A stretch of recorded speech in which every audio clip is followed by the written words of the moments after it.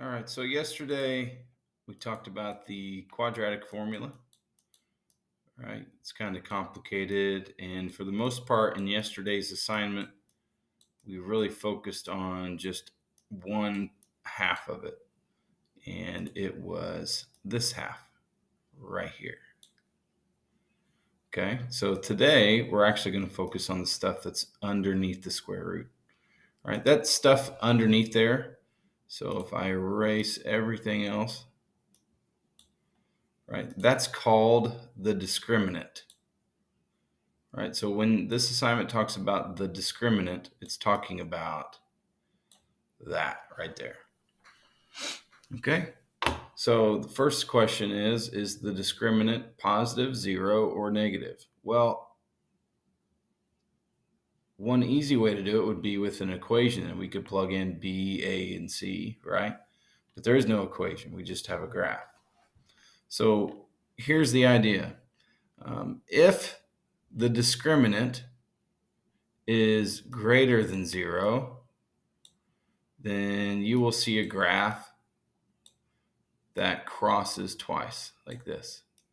And that means like there's two solutions here and there, right? Wherever the graph crosses.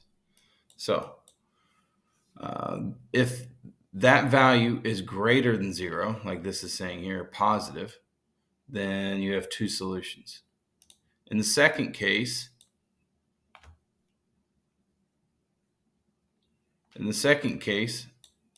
the discriminant could be exactly 0.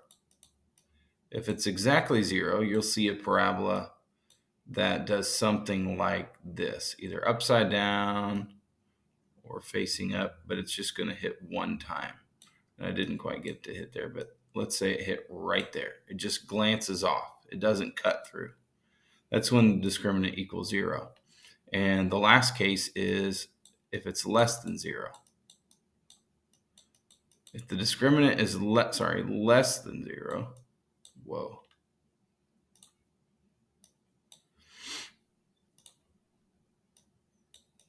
Then there is no solution. In other words, the parabola will be somewhere like this and never cross the x-axis, right? So when you look at a graph, if there's two solutions, that means the discriminant is bigger than 0. If there's one solution, then the discriminant is exactly 0. If it never crosses, then it's less than 0 or negative. In this case, it's asking, what about this one, this graph? Well, it never touches, so it must be negative. The discriminant is negative. That's this value. Again, that's what we're talking about. This stuff is negative. The reason it's negative is the reason that a negative response determines that there's no solutions, like it never crosses, is because of the nature of the discriminant.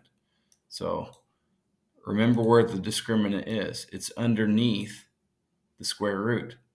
So all this stuff, if you end up with a negative number underneath there, that's a problem, right? In mathematics, you can't take the square root of a negative number.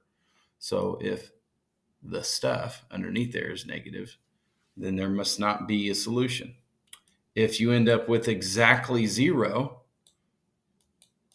remember it's a part of a larger quadratic formula that's adding or subtracting this stuff. Well, if you add 0 or subtract 0 for your two possible solutions, you actually only end up with one solution, right? And in the last case, if your discriminant is positive, this stuff underneath there, if that ends up being just a plain old positive number, let's say like 9, well, that means in order to find your two answers, you would add that, but you would also subtract that number to find your two solutions. So again, this one's just asking, what's the value of the discriminant?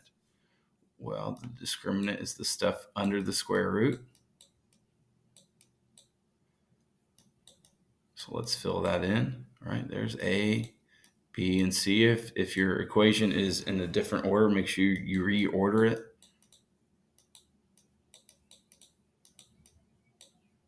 And let's see what that computes to. We don't need to do the whole fraction. Sorry about that. But that's 144.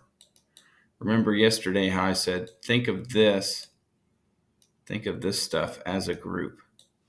So that's 4 times -4 times -9, right? So let's compute that real fast. So, all right, 4 times 4 times 9. Whoa. Or technical issues. 4 times 4 times 9. 144. But we've got a negative times a negative. So that's a positive. But we're subtracting that positive. Right? This was a positive that we are subtracting. So we're subtracting 144. From 144, you end up with 0. The value of the discriminant is 0. How many x-intercepts does it have? 1. Right? So that was part of that table I had a second ago. If you have a discriminant equal to 0, that means your graph bounced off just one time right in there. Okay, last one coming up. Is this one positive, 0, or negative? Well, guess what? Same thing. Bounces off one time, so that must be 0. I'll do one more.